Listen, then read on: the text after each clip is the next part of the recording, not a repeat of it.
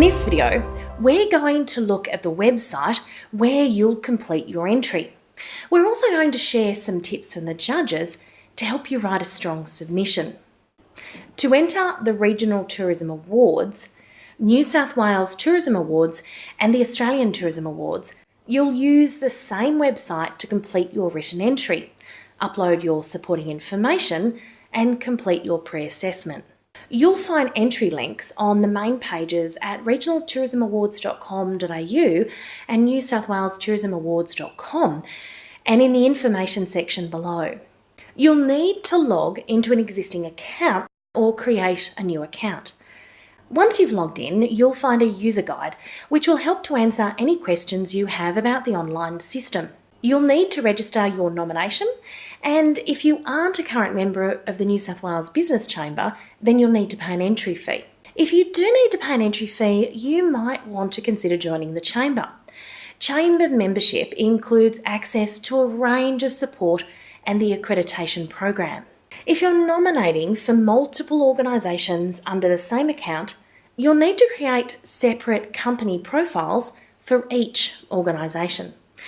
Once your nomination is approved, you'll see an approved button under the payment column, and then you'll be able to begin your entry.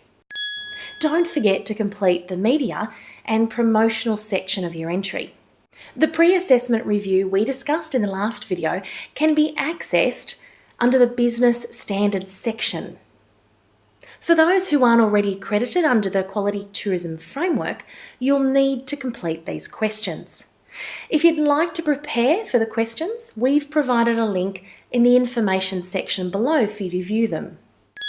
Each category, except Category 26, has a word limit. This includes words within tables. Category 28 and Category 25 have 8,000 words. Every other category is limited to 12,500 words. In the next video, we'll share tips on how to allocate your word limit across your entry. At any time, you'll be able to check your total word count. Let's have a look at the text boxes where you'll submit your entry. This is a common online text box some of you might already be familiar with. If you hover over each of the icons, a pop-up box comes up telling you what it does. If you aren't familiar with an online text box, please try out the options. Also, review the user guide to see step-by-step screenshots explaining these options. Particularly things like indents, tables, font style and colour, lists, and other options that help you format your entry. You have the ability to expand the text box so you can see your whole response. You can write your responses in Microsoft Word with tables and formatting options. Just be sure when you're copying and pasting the formatting stays by selecting the Keep button. Let's talk about images. To load an image, click on the picture icon. Images must be no more than 10 megabytes. You can load up JPEG or PNG files and resize images when loaded. You can also copy and paste from a Word doc and a web page. You're allowed to load a maximum of 25 images with a 6-word caption. Captions over 6 words are included in your word count. Images can be infographics, charts, graphs and pictures. Images must be for the sole purpose of supporting your written application. You can't include a text-heavy image as your written response to a question. Judges won't consider an image as a written response when marking. Please continue to save your entry as you progress through, and when you're ready, hit submit. The first thing we want to impress upon you is to really think about the time it takes to enter the awards program. This is such a valuable opportunity and you don't want to start and not have enough time or submit an entry you aren't happy with because it's rushed. One of the methods I use is to look at how many questions there are and allocate time to them. We also recommend you think about your resources and project team who can help support you with information, writing and reviewing. There's a few things to keep in mind as you're writing your entry. Judges are looking for entries that demonstrate passion and enthusiasm. Don't be afraid of showing your personality and sharing a few stories where relevant. Humour can sometimes work as well, but take care your humour is broadly accepted. It's critical for us that entrants demonstrate strategic approaches in their decisions, plans, and goals. We want to know you understand your marketplace and the tourism industry, and that you're doing your best to run a financially sound, well-managed business. Take notes of suggestions we've shared for formatting your response to questions in the following videos.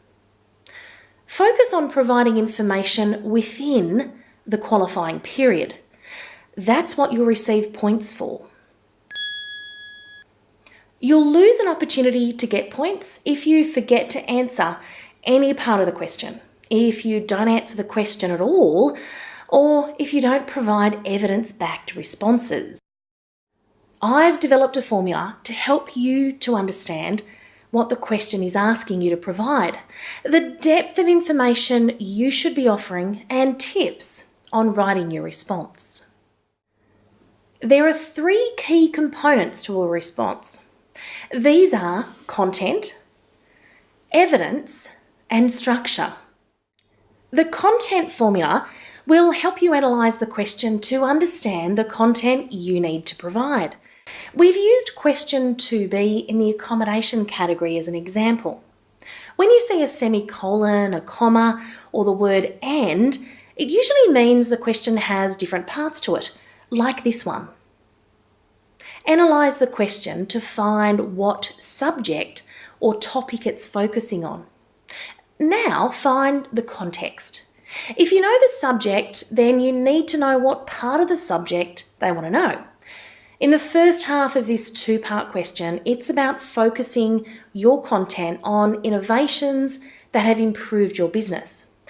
The second half is still about innovation, but it has a different context.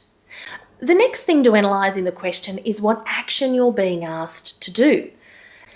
There's a big difference between the amount and depth of information you need to give if you're being asked to provide an overview versus an explanation.